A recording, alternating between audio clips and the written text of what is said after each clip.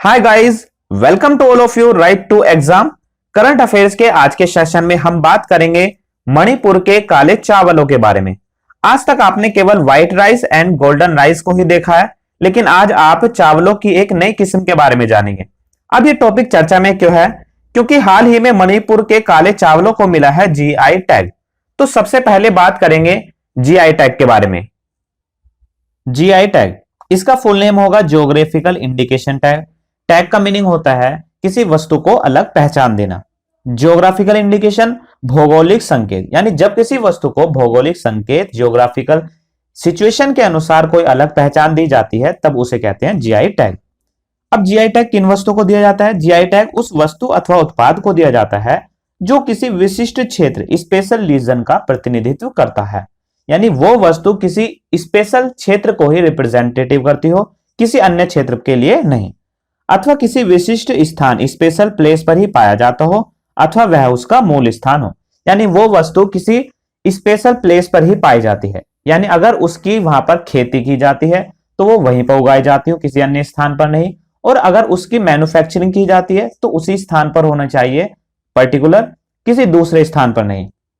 अब बात करते हैं कि जीआई टैग कितने वर्ष के लिए दिया जाता है। जीआई पंजीकरण, जीआई रजिस्ट्री 10 वर्ष के लिए वैध है, जिसे बाद में रिन्यू कराना पड़ता है। यानी कि 10 वर्ष के लिए आपको जीआई का रजिस्ट्रेशन होगा, फिर आपको 10 वर्ष के बाद उससे दोबारा रिन्यू कराना होगा।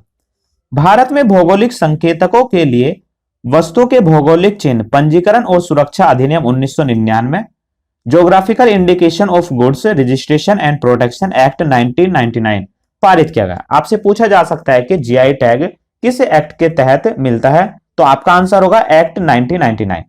जीआई टैग प्रदान करने का कार्य वाणिज्य एवं उद्योग मंत्रालय, ministry of commerce and industry के अधीन आंतरिक व्यापार एवं उद्योग संवर्धन विभाग, department for promotion of industry and internal trade के अंतर्गत किया जाता है।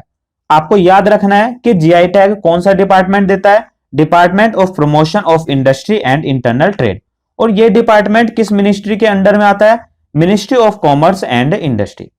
एक चीज और, इस मिनिस्ट्री के मिनिस्टर कौन है? आपको आंसर याद रखना है इसका, पीयूष गोयल। साथ ही ये रेलवे मिनिस्टर भी हैं। ओके। भौगोलिक संकेत रजिस्ट्री, ज्योग्राफिकल इंडिकेशन रजिस्ट्री का मुख्यालय चेन्नई में है। यह भी ध्यान रखना है, इसका आंसर स्टूडेंट्स ज्यादातर दिल्ली लगाते हैं। इसका हेडक्वार्टर कहां पर है? चेन्नई में। अब बात करते हैं कि भारत में सबसे पहले किस प्रोडक्ट को जीआई टैग मिला।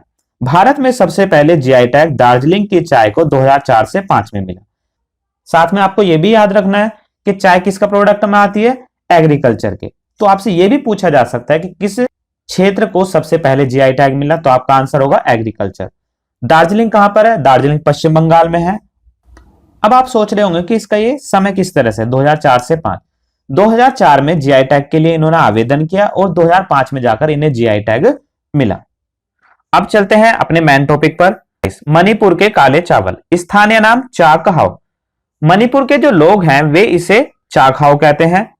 आकर्षक रंग और सुगंधित स्वाद, यानी कि ये अट्रैक्टिव कलर और वेरी टेस्टी होते हैं। इसका काला रंग इसमें पाए जाने वाले एंथोसाइनिन नामक प्राकृतिक काले रंग के रंजक पिगमेंट के कारण होता है। आपको याद रखना है, आपसे एग्जाम में पूछा जाएगा कि मणिपुर ब्लैक राइस के अंदर कौन सा पिगमेंट पाया जाता है। आपका आंसर होगा एंथोसाइनिन। इसी से रिलेटेड मैं आपको एक क्वेश्चन देता हूं। पेड़ पौधों की पत्तियां हरे रंग के होते हैं लेकिन बाद में वो पीली हो जाती हैं। तो सवाल यह है कि पत्तियों का पीला रंग किस पिगमेंट के कारण होता है? आप मुझे इसका आंसर कमेंट सेक्शन में लिखकर जरूर भेजें।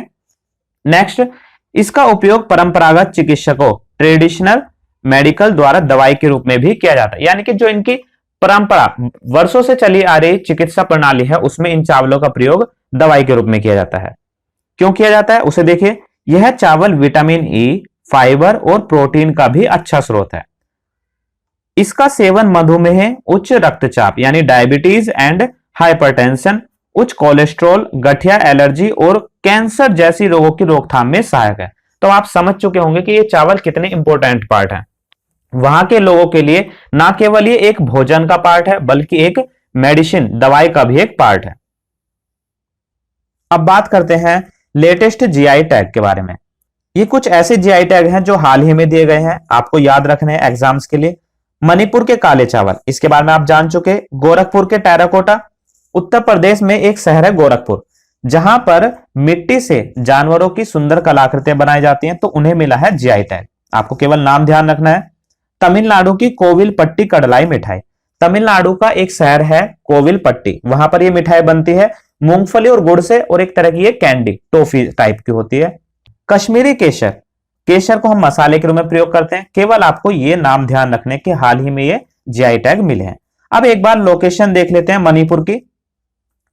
ये है हमारा प्यारा भारत, और इसकी राजधानी दिल्ली के जब आप ईस्ट साइड में जाएंगे तो आपको यहां पर एक राज्य मिलेगा मणिपुर, और यह है इसकी राजधानी इम्फाल। इसी के साथ अगर मैं आपको तमिलनाडु की बात करूं तो ये ब्लू कलर में यहां पर तमिलनाडु राज्य है। उत्तर प्रदेश ये रहा, जिसका गोरखपुर शहर यहां ऊपर की तरफ पड़ेगा। क्लियर है। अब बात करते हैं कि जीआई टैग से क्या लाभ होता है। बेनिफिट ऑफ जीआई टैग, निर्यात को बढ़ावा। जीआई टैग मिलने से किसी वस्तु का जो एक्सपोर्ट है वो इंक्रीज होता है। ऐसा क्यों? जब कोई वस्तु फेमस हो जाती है तो अपने देश और विदेश में उसकी मांग बढ़ती है, जिसके कारण उसका एक्सपोर्ट इंक्रीज होता है।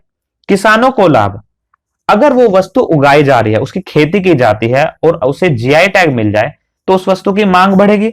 मांग बढ़ने से किसानों को अधिक उत्पादन करना पड़ेगा उसका, और उत्पादन करने से किसानों को क्या होता है? लाभ मिलता है, उन्हें अपनी उपज का अधिक पैसा मिल जाता है। अगर उस वस्तु का मैन्युफैक्चरिंग की जा रही है, उसे बनाया जा रहा है, तो जो कारीगर होंगे उसके उन्हें लाभ होता है, जो उद्योग है उसे लाभ होता है। एमएसएमई को बढ़ावा, माइक्रो स्मॉल मीडियम एंटरप्रेन्योर, यानी जो एमएसएमई उद्योग होंगे उन्हें फायदा होता है, क्योंकि जब मांग बढ़ेगी तो उन्हें बेचना पड़ेगा, एक्सपोर्ट ज्यादा करेंगे। अब एक्सपोर्ट करेंगे तो उनकी डिमांड बढ़ने के कारण वो अधिक उत्पादन करेंगे।